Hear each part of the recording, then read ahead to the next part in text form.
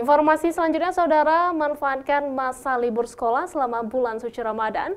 Puluhan anak yatim dan keluarga miskin mengikuti sunatan Rasul gratis yang diselenggarakan oleh Komunitas Perempuan Peduli Aceh atau KAPAH di kawasan Desa Gegajah Mata I Aceh Besar pada Minggu siang. Sunatan massal gratis ini diselenggarakan Komunitas Perempuan Peduli Aceh sebagai bentuk aksi sosial untuk meringankan beban biaya khitan kepada anak yatim dan keluarga miskin di Aceh Besar. Selain menanggung biaya sunat, KAPAH juga memberikan paket bantuan berupa sarung, makanan, dan minuman kepada 25 anak yatim dan anak keluarga miskin yang mengikuti sunatan gratis di Komplek Pemancar TVRI Aceh, Gegajah Mata I.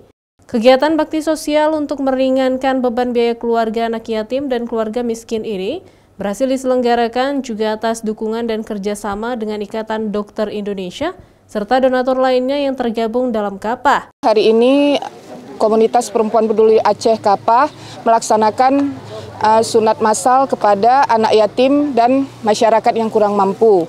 Anak-anak yatim tersebut berjumlah 25 orang.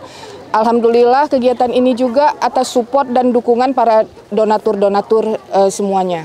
Terhadap 25 anak yatim dan anak dari keluarga miskin ini akan mendapatkan gratis biaya khitan dan perawatan hingga pulih.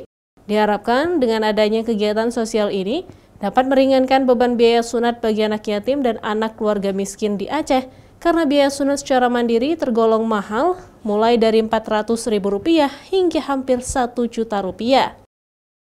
Raja Umar, Kompas TV, Banda Aceh.